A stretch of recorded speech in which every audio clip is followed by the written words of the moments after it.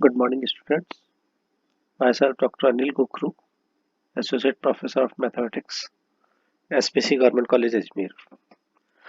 कल हमने second year के सेकंड पेपर डिफरेंशियल इक्वेशन में नया चैप्टर स्टार्ट किया था, differential equations of first order and first degree, प्रथम कोटि और प्रथम घात की अवकल समीकरण, जिसका हमने फर्स्ट मेथड पढ़ा था, सेपरेशन ऑफ वेरिएबल।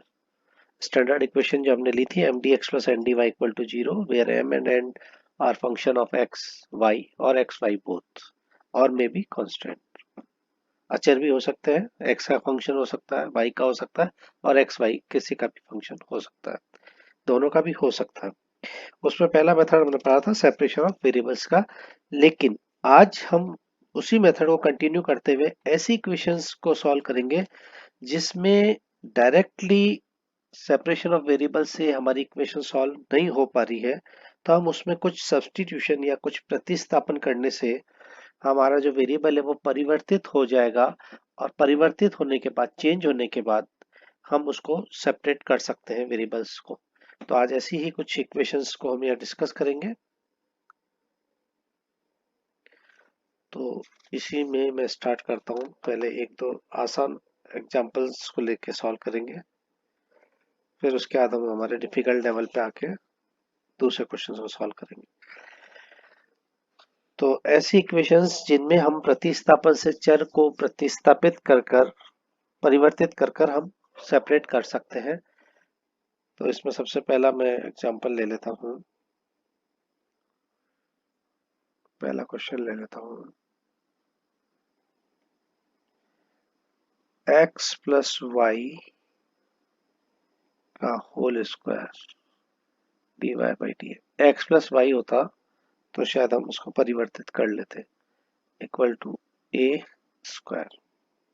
ठीक है, अब यहाँ पर देखिए कि वेरिएबल सेपरेट होंगे नहीं, क्योंकि यह एक्स स्क्वायर वाई स्क्वायर, लेकिन 2xy और एक साथ आ रहा है। और फिर हमारे पास ये dy बाई डी एक्स जो है, उसमें हम M D X plus N D Y की फॉर्म बनाना चाहेंगे।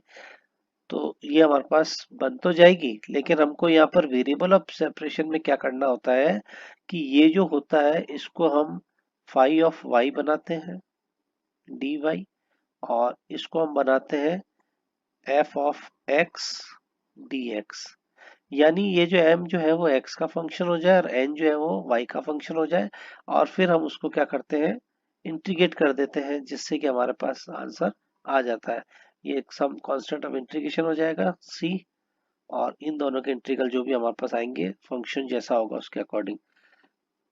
लेकिन अब जो मैंने ऊपर क्वेश्चन लिखा है उसमें शायद m जो है वो प्योरली x का फंक्शन नहीं बन रहा होगा और n जो है वो प्योरली y का फंक्शन नहीं बन रहा होगा। तो हमको यहाँ पर x प्लस वाई जो है उसको हम सब्सटीट्यूट कर देते हैं। मान लीजिए मैंने उसको v लिया है। If x plus Y equal to v, हमने इसको v ले लिया। तो यहाँ से dy बाई डी एक्स की वैल्यू निकालता हूँ मैं। विद रिस्पेक्ट टू x करूंगा तो ये तो 1 हो जाएगा, ये हो जाएगा dy बाई डी एक्स, और v जो है वो क्या हो जाएगा dv by D x, dv by D x. Okay, अब यहाँ से dy बाई डी एक्स की वैल्यू निकालते हैं, जो हम ऊपर सब्सटीट्यूट कर देंगे। dy by D x, this is dv by D x, और ये +1 जो था इधर आके -1 हो जाएगा। अब ये जो एक तो ये वाली वैल्यू इक्वेशन नंबर 1 और एक ये वाली वैल्यू इक्वेशन नंबर 2 की हम किस में प्रतिस्थापित करेंगे, हमारी जो ओरिजिनल इक्वेशन दी हुई है इस इक्वेशन में मेरे को इसको सब्सटीट्यूट करना है। यहाँ पर v आ जाएगा, dy बाई डी एक्स की वैल्यू क्या है वो आ जाएगी। तो अब हम इसकी वैल्यू को रखते हैं। तो x प्लस वाई को तो हमने क्या माना था v, तो ये हो जाएगा v का square. dy by D X की वैल्यू क्या है, dv by D X -1 equal to A square. मैं समझता हूँ ये आपके पास पूरा सब्सटीट्यूशन होने के बाद ये वैल्यू आ गई है। अब हम इसको सिंप्लीफाई कर लेते हैं। V square D V by D X minus V square equal to A square. V square D V by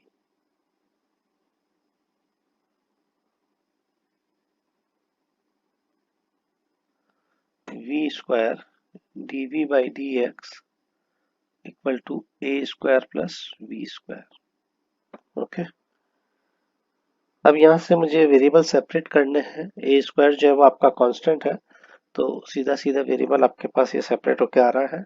इस पूरी टर्म को मैं इधर लिख लेता हूँ वी स्क्वायर के साथ, V square plus A square D V यहाँ है, ये डी एक्स को यहाँ ले जाता हूँ।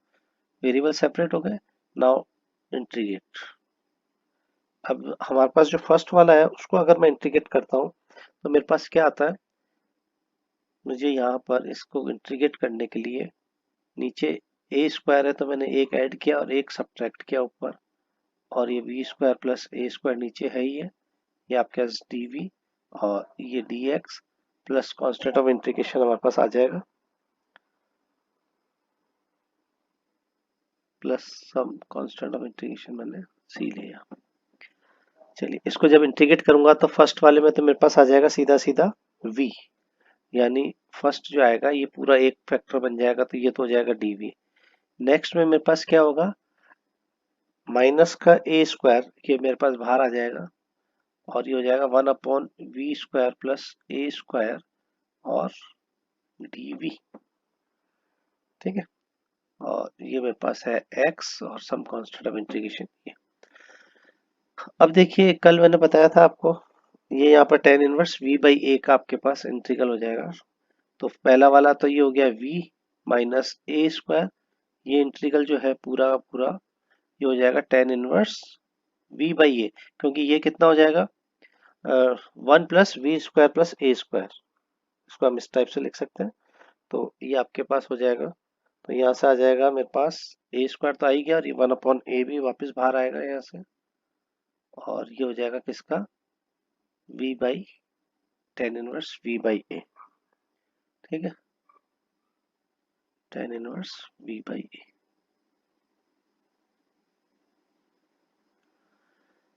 Equal to X plus C, ये कट जाएगा। तो यहाँ पर मेरे पास अब पूरा सॉल्व होके कितना आ रहा है, v की वैल्यू को वापस सब्स्टिट्यूट कर दें। v हमारे पास क्या था, v हमने ऊपर माना था x plus Y minus A tan inverse x plus Y upon A equal to X plus C, X plus C यही था। तो v हमने ये माना था, यहाँ से देख लीजिए वैल्यू आपके पास क्या आ रही है, उसको हम सॉल्व कर लेते हैं।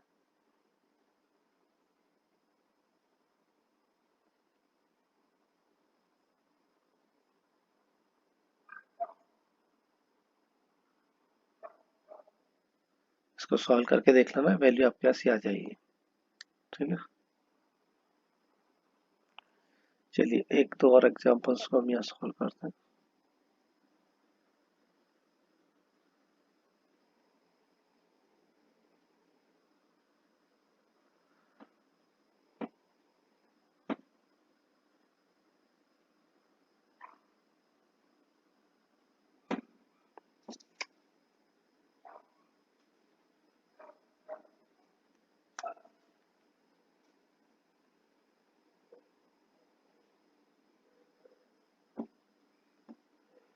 Solve x plus Y plus 1 dy by D x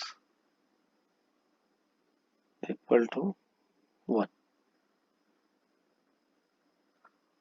और पहले तो देखो कि ये सीधा सीधा सेपरेशन ऑफ वेरिएबल हो रहा हो तो हमको इसे सब्स्टिट्यूट करने की जरूरत नहीं है, लेकिन यहाँ पर देखिए x प्लस वाई प्लस 1 जो है वो whole multiply D Y by D X है। अगर मैं इसको इस टाइप से भी लिखता हूँ x plus Y plus 1 D Y equal to D X, ये पूरा इसके साथ मल्टीप्लाई में, क्या अब ये सेपरेट होगा, क्योंकि dy के साथ ये dx और आ रहा है, यानी ये हो जाएगा X D Y plus Y plus one, ये पूरा अगर मैं डी वाई के साथ बना लूँ, this is equal to D X.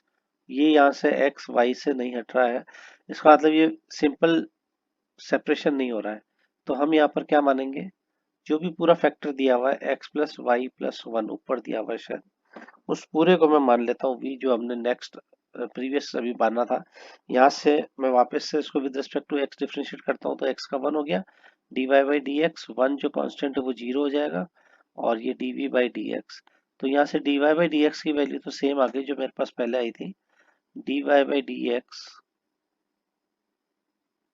Is equal to D V by D X minus one.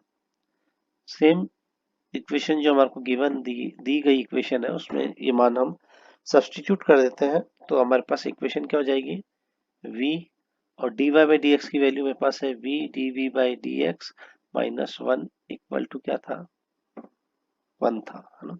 Okay, तो अब हम इसको सॉल्व कर लेते हैं।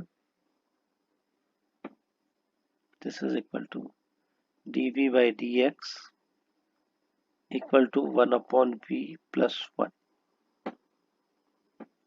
ठीक है ना, ये अपॉन में ले गया वन अपॉन वी, तो यहाँ पर इस v को यहाँ ले गया मैं और प्लस वन करके उधर ले गया, ये डी वी है, यू नहीं है, दिस इज डी वी।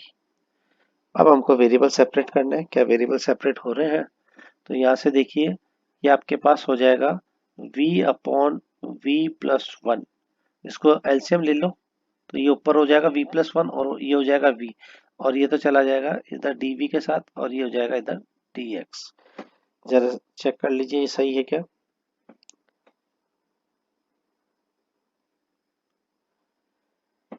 चलिए अब इसको हमें इंटीग्रेट करना है, तो हम इसको पार्शियल फ्रैक्शन से सॉल्व करने की कोशिश करें।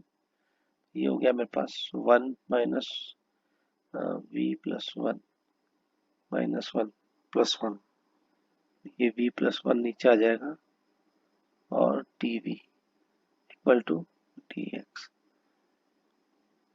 ठीक है, v plus one minus one cut जाएगा, तो v upon v plus one D V यहाँ पर आपके पास आ गया। अब इसे सिंपली इंटीग्रेट करना है, तो D V minus one upon V plus one D V equal to D X equal to D X plus some constant of integration c। अगर लॉग आ रहा होगा तो लॉग ले लेंगे, नहीं तो हमने c ले लिया।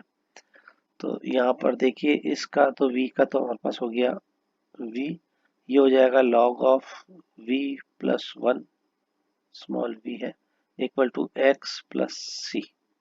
v की वैल्यू को सब्स्टिट्यूट कर देते हैं, v हमने ऊपर क्या माना था, x plus Y plus one minus log of x plus Y और प्लस वन और प्लस वन, तो ये हो जाएगा टू प्लस का two equal to x plus C. अब ये x आपके उधर जाएगा तो आप इसको कर दीजिए कैंसिल, तो ये आपके पास आ जाएगा y minus log x plus Y plus two equal to c plus one. तो c माइनस वन, इसको मैं एक और अलग कांस्टेंट मान लेता हूँ, सपोज कीजिए एक मैंने इसको कैपिटल के माना, तो this is the required solution, this is the required solution. ठीक है, तो इस टाइप से हम हमारे वेरिएबल सेपरेशन का एक और मेथड था, जिसमें कि अगर हमारे पास इक्वेशन जो दी हुई है वो सीधे सीधे अगर सेपरेट नहीं होते वेरिएबल, तो हम उनको बाय सब्स्टिट्यूशन या प्रतिस्थापन से हम उन्हें सॉल्व कर सकते हैं, जो इसका एक मेथड और है सेपरेशन का। और अब इसी पे आधारित आपको कुछ मैं सॉल्व एग्जांपल अभी पीडीएफ के थ्रू दे दूंगा, और कुछ अनसॉल्व एग्जांपल क्वेश्चंस हैं उनको आप प्रैक्टिस करना, और नहीं आते हैं तो आप मुझे मैसेज बॉक्स में आप लिख सकते हैं, तो उसको अपन डिस्कस कर देंगे अपने नेक्स्ट लेक्चर।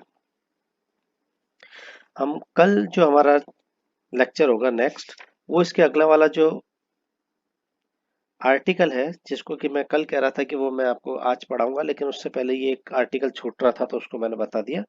तो नेक्स्ट हमारा जो कल आर्टिकल होगा वो होगा होमोजीनियस इक्वेशन, समघात समीकरण को कैसे सॉल्व करना है, फर्स्ट ऑर्डर फर्स्ट डिग्री की होमोजीनियस इक्वेशन को हम कैसे सॉल्व करेंगे। तो नेक्स्ट लेक्चर हमारा इस पे होगा कल। Thank you.